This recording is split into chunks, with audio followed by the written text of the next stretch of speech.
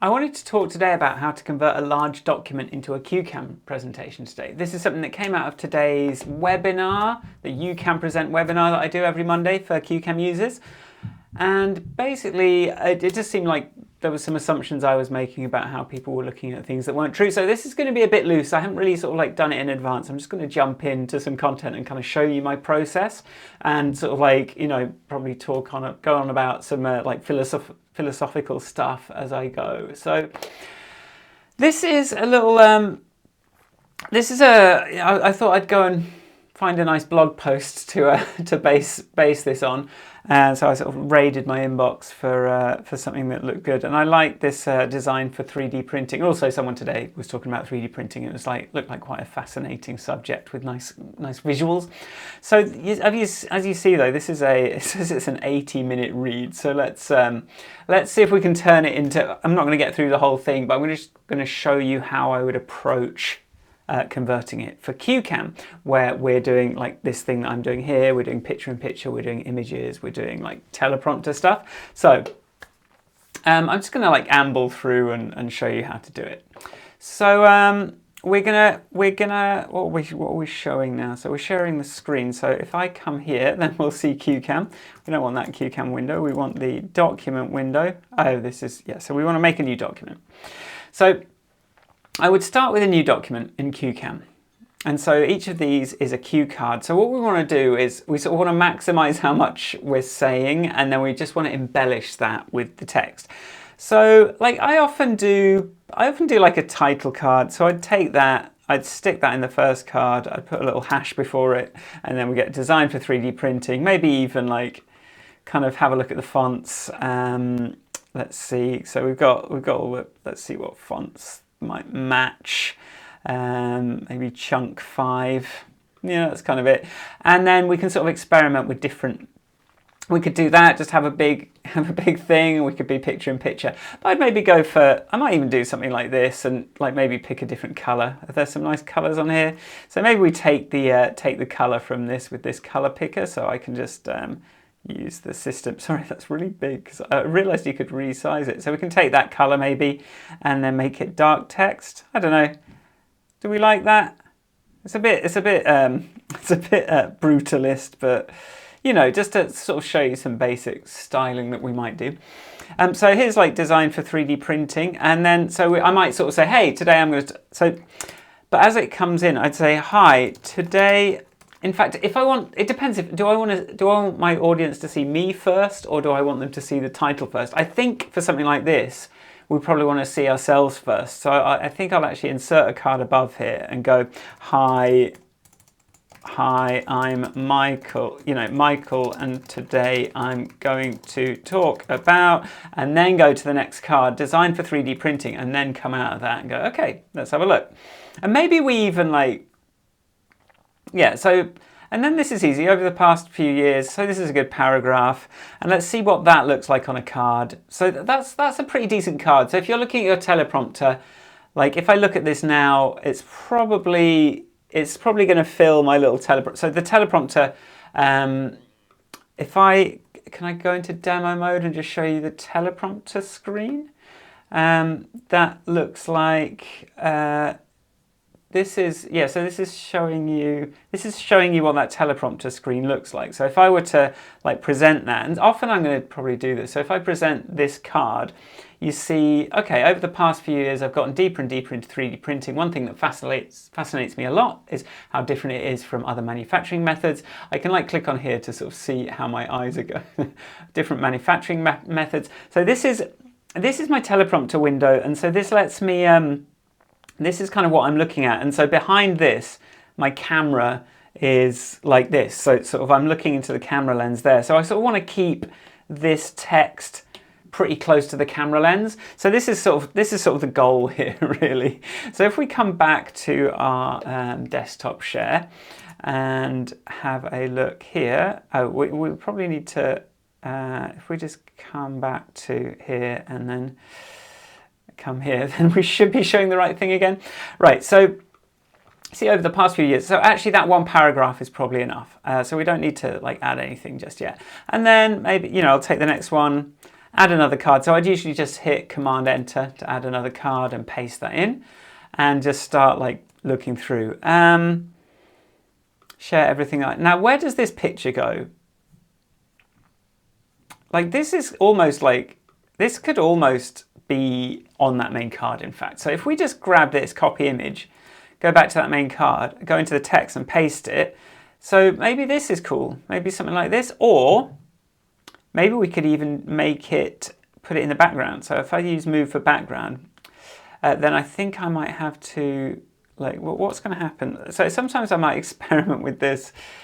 So this one, maybe we just experiment with a different card design style for this one. So I'm going to keep this style for the deck, but I'm thinking about how I might actually put this into expert mode by clicking here, expert, and then it can kind of like have no background color. That preview is going to be a bit wrong. So if I just go play, so you see design for 3D printing, and we can also like make that fill. So if I just go into demo mode quickly, so we can sort of click fill to sort of make that fill, and I'm just going to kind of go backwards and forwards. See, oh, that's weird. But we could also zoom it like that and like save the zoom for the card. Save zoom to card, and then it seems to have reset the font, so we can like find that font again. Oh, I think I've just accidentally zoomed it. What was that font that we had? We had it was Chunk 5. So if we just go to the slide, look there, search for Chunk 5, we can sort of change it to that and see what it looks like with dark text. Try a different design for 3D printing. I don't know. I'd be sort of like playing with this kind of thing. So let's come out of demo mode again and come back to the screen share. So I'm sort of like thinking about that title card. The preview isn't always the most helpful thing, but yeah, sort of this is kind of what we're talking about. And then we sort of, okay, introduction. So maybe I would. Sorry, I've grabbed my window. As soon as you hit record, sometimes it just gets weird. Right, so something we might want to do. So I'm going to show you another, so his introduction. So I'm going to try copying a little bit more text this time. So I'm going to make a new space. I'm going to press escape, and then when I paste, let's see. So what's actually happened here is it has made a few different cards. But what I'm going to do is I'm going to say introduction. I'm going to hide myself. And then I'm going to say, while a lot can be found online about the basics of design for 3D printing, there's not that much material. But maybe I'll have introduction as its own thing and just literally edit, split text to new card, and just kind of split that down. And then there is a keyboard shortcut for this, split text to new card, Command Option down. So I'm just going to split that, go to here, Command Option down, split that across. And I think these paragraphs are looking pretty good. I apologise for the dog barking outside. We have constant dogs barking outside.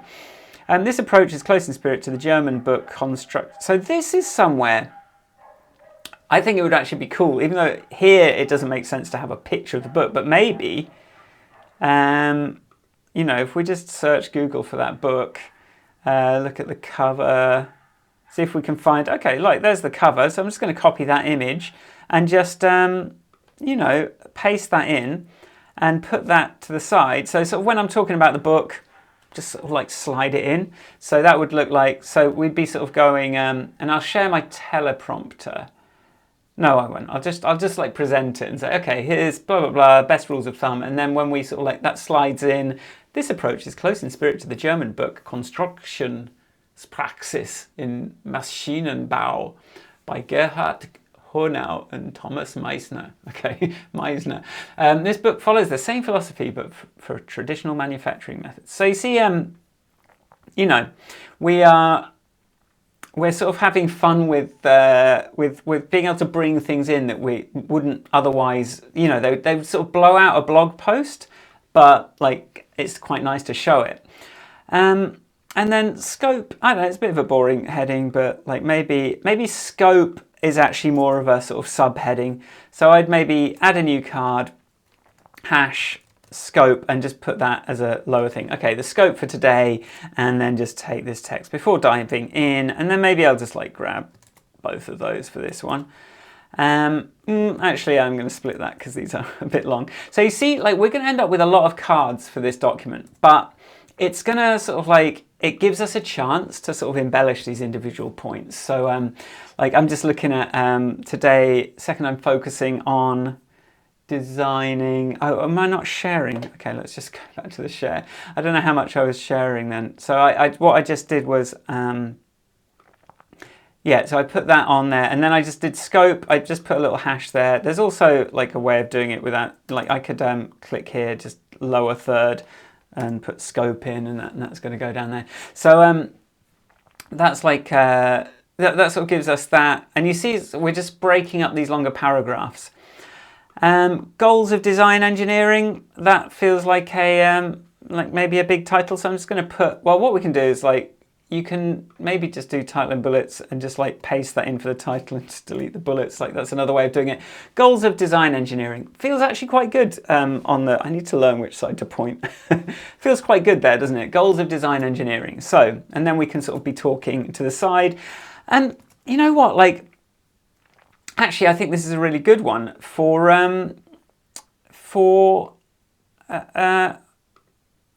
I am sorry, I just want to make sure I'm picture in picture. But am I in demo mode? No, okay. Hang on. Let me just present this and come back to here. Okay, I'm picture in picture again. Sorry. But I think hopefully you're getting through the information here and it's just not too painful to watch. But you see here, we've got goals of design engineering. But actually, we've got some nice bullet points here. So any mechanical design, right, then most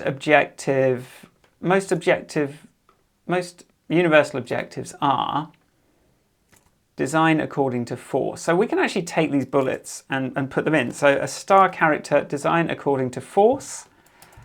And then parts should be designed such that their geometry is optimal for the forces. Now, something we can do here that's really handy. So you see there, like there's a bullet point and then there's some stuff. We kind of want to show the bullet point, but we don't want to show that, but we do kind of want to read it. So if we just put a square bracket there, then that sort of now is associated with that bullet point, but also it's only going to show up when that bullet point is revealed on the teleprompter. So that's really handy. So I'll just add a couple more of these. So design according to the manufacturing method. And then we'll put in our notes. So even though this card looks like it's getting big, it's actually not too bad because of the way that we are using CueCam's bullet pointing feature. So parts should be cheap, print time, blah, blah, blah. Right, so this is kind of giving us, and then I think this is looking a bit chonky, so I might just like take the size down for the document. And I don't know if I like this color scheme either, so I might just go to a nice like, back to like light text. Maybe we'll go like this blue. I like this a bit more, but obviously it depends on, let's just check that these all still look good. Introduction, yeah. So we're still going through it, and let me just show you what this looks like. So I'm gonna go into demo mode on my teleprompter. So here we can see what I'm currently presenting, but if I present this card, right? So now you see on the teleprompter we've got the teleprompter stuff here, and then we can see that there's some bullet points. And as I press next, you see down here next, it's going to be next bullet. So if I hit next bullet, it's going to reveal the bullet point. But you see also parts should be designed such that their geometry is optimal for the forces that it has to transmit and withstand. Okay, cool. And then when I press next, watch this. You see this? I press next. The bullet point reveals, and now it's showing the second bullet point text. So, and then the third one. So you see, like, I've really kind of put a lot of thought into how this all like works in terms of presenting in this way. So come out of demo mode, do my little jiggle to sort of bring myself back, and here we are. Back to the document. Of course, any real world project will have many more objectives to comply with. Maybe we'll see if we can get away with sticking that on this card. You know, you never know. Like this one's looking a bit meaty now, but We can probably live with it because of the ways those bullet points are broken up. And then I probably, okay, here's some stuff. Like let's sort of come through. Let's just paste that in, and just like use that keyboard shortcut again. Command Shift down, Command Option down, Command Option down. Just like break that up so that we've got some, you know, some paragraphs to read. I think that's good. I think we're going to look very professional. Terminology. So you see, you know, something like this. It would be tempting to put it as bullet points, but this is going to be a really boring slide if we do that. So I would almost, you know, to make sure everyone's on the same page, let's quickly review the most important terminology. And I think let's make this exciting. Terminology, right? And let's put that in the middle. There's keyboard shortcuts for these layouts as well. Terminology. And in fact, like maybe I'd keep myself there and just go terminology. And say, like, to make sure everyone's on the same page, you know, let's review the most important terminology of FFF 3D printing that will be used in the following chapters. So, layers. I think we can illustrate each of these, right? So I think we could go like layers, and let's put these on the, let's go back to like a left layout. Layers, the horizontal cross sections of a part, and then I'm wondering, so that's what we want to read, and let's just see what this is. Do we get anything good, right? Perimeters, the knowledge base. Perimeters, defines the number. Oh, look, you see, so this is actually all coming from like this other, what's this? Shell? Infill? So I would probably just dip into here and go, okay, let's grab that, copy image. Let's go layers, and let's just like spice this up by pasting that in. Maybe you're supposed to be able to drag that, but sometimes it goes missing. But yeah, you should be able to drag that. So we can go like layers. Okay, here's the layer height, different layer heights. Okay, that's cool. And then maybe the next one is perimeters. So let's just make another one. So it will remember the last slide type that you used. So you can, so once you start going with something like this, I think this was perimeters, but something we could do here as well, like even if it's not clear from the slide, do you know that's these are both kind of wide images. I wonder if we should be like maybe using a different layout for this. Maybe we should be sort of doing it bigger.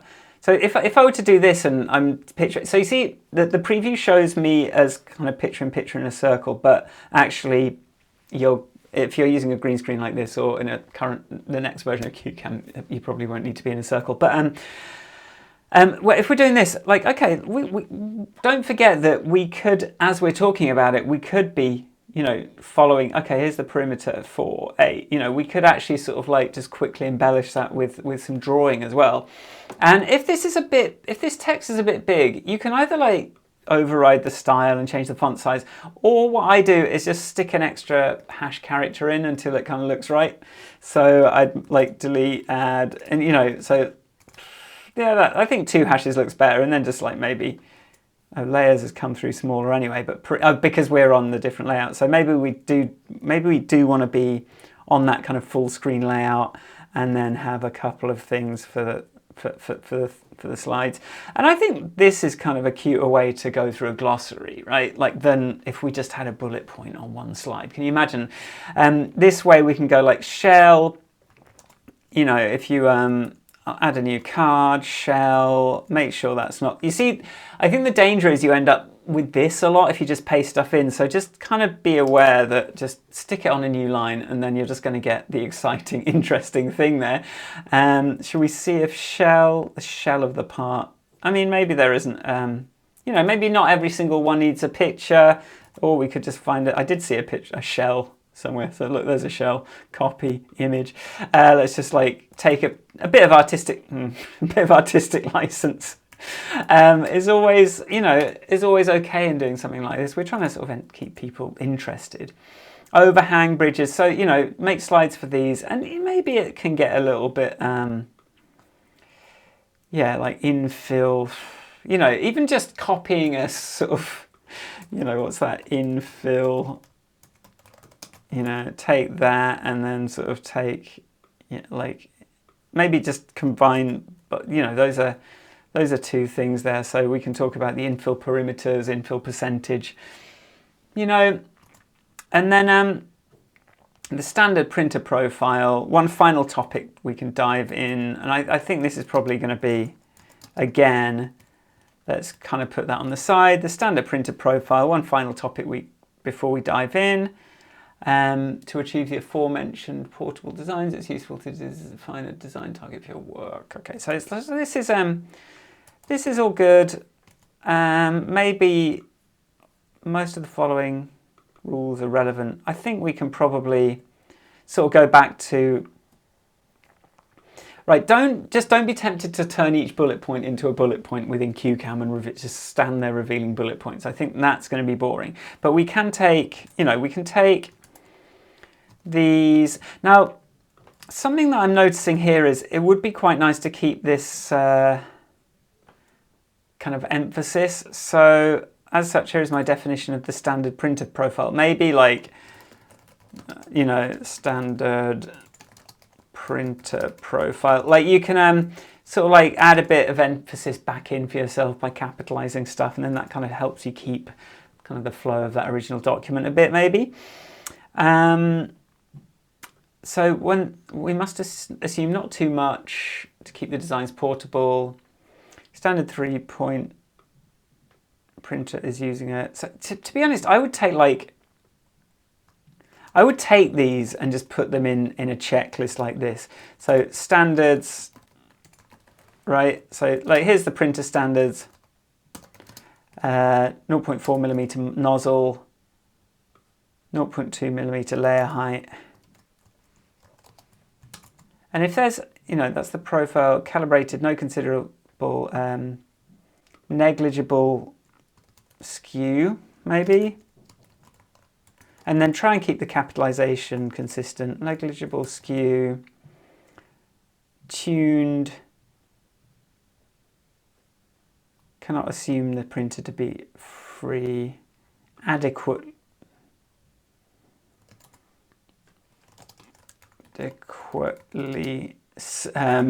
tuned print speed, and then like maybe say like we cannot assume it to be free of artifacts like overshoot and ringing, and then bridging, reliable bridging. Let's put in reliable bridging, and that's like across reasonable distances, and we'll use that that syntax again. And then overhangs, print fine. Do you know what? In this case, I would actually maybe find a check mark. Maybe use the check mark character. So what you can do in CueCam is you, if you've got, so a star will just put in a normal bullet point, but if you put some other character after the star and before the space, then it's going to replace that bullet point for something else. Overhangs are okay. In fact, I might even go like okay emoji. Like we can, you can get silly with this stuff, right? Like, so I can put that in. I don't know, maybe that's a bit much. Overhangs print fine, and bed adhesion, adequate bed adhesion, maybe. Yeah, it's like okay bed adhesion, right? So, and then we can sort of add in and bed adhesion is adequate and does not pose an issue for non-extreme geometry. So now, like if we just look at this, it's sort of, look, that's the card, and then here's how it presents when I present it. Right, so I'm going to go printer standards. We're going to use a 0.4mm nozzle. We've got 0.2mm layer height. We've got negligible skew on those interlayer things. I should have put those notes in. We should have the print speed adequately tuned, but we can't assume the printer to be free of artifacts like slight overshoot and ringing. We've got reliable bridging, overhangs, right, sorry, that sort of brought that back. Overhangs across, bridging across reasonable distances, overhangs are okay, and then bed adhesion is okay. So that's sort of like, that's kind of how the teleprompter looks for that card, and you kind of get an idea of how that feels. Coming back to the doc, design rules. So you see,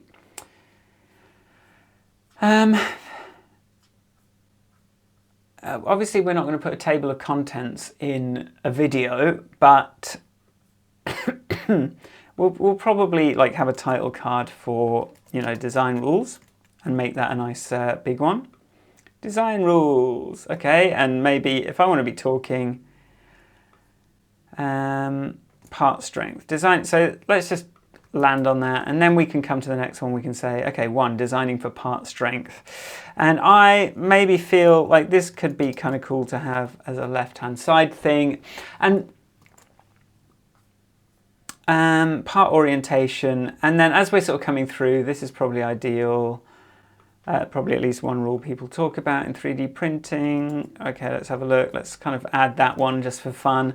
This is probably the number 1. And then I like, so something else, like I've been showing you some inline images, but if we copy that image and just, you know, you can do image.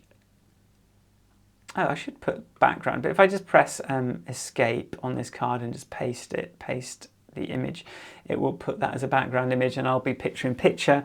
And you can even like crop it in, and so that you know which one. Okay, this is the not ideal, and this is improved. So you can say, look, this, you know, when you're talking, you can be like, okay, this one, if you have a look at this, what do you have to know about this? Okay, this is better because of the bed, blah, blah, blah. Test performed by my blah, blah, blah, blah, blah. You know, you've got the ability with Video Pencil to start kind of like talking through that stuff. So I think, I'm hoping you've got the idea with this, but I'm just going to like scroll down. You see there's loads of great pictures in here. Oh, something that's cool here is copy image. Let's say we've got this image and we want to credit the author. So I'm just going to press escape, Command V. Well, or I didn't press escape, so I'm just going to move that to background. So I'm going to take that big image, but I'm going to say force lines in a plate with a central crack under tension. So we could just copy that and like put that in either as, you know, we can put it like, I would put that as a footer. But then we also have this option to, so there's, if you look here, there's the, footnote. So you see that's a little caret character. So I can just take that and put that there, and then it's going to be in a nice small thing. And maybe we even make this nice and small. And so now we've got like a little sort of footnote style. In this case, you see, you know, maybe I hide myself, but if I do want to show myself, maybe I just put a line break in and just make that 2 titles, just to sort of get a bit more control over the layout. That's something else you can do. Let's just try and get those looking a bit more even with the central crack plate under tension. So there's different things you can do. I could have changed the size of it to be smaller as well. I could have just gone, okay, let's just like make it a bit smaller. Then this looks a bit sort of big in comparison. Lots of options. Let's have a look. Let's try and get this under half an hour. It's 28 minutes. I love all these pictures. So, you know, there's so much to work with here. It is an 80-minute read. So I think that kind of gives you a really good idea of hopefully how you would go through a big document and turn it into something that makes sense for CueCam. If you have any questions about any of this, I just want you to feel comfortable reaching out to me. So just to say, like, you know, how do I do this? Because I feel like I spend a lot of time saying, no, you're doing it wrong. And to some extent that is because I have sort of invented a new paradigm of presentations here that I think is of authoring presentations in this sort of script first way, so that there is stuff to learn and sort of to understand. But I also kind of like, I'm trying to meet you where you are, and maybe you've already got a big document, maybe you've already got PowerPoint scripts, like PowerPoint decks. It's just like, I know I need to meet you a bit where you are, and that I have a way of working that I've been working with for a while, and I'm sort of used to it. And you see, as soon as I get into it, there's all these little details that I've added to make my life easier as I use it. But when you're coming to it fresh, maybe it is all a bit, you know, what is going on here. So I just want you to always talk, reach out, talk to me, We can talk on Discord. You can put in a meeting with me, and just, feel free to ask questions. And I'm going to say goodbye and thank you for watching with a nice little ident.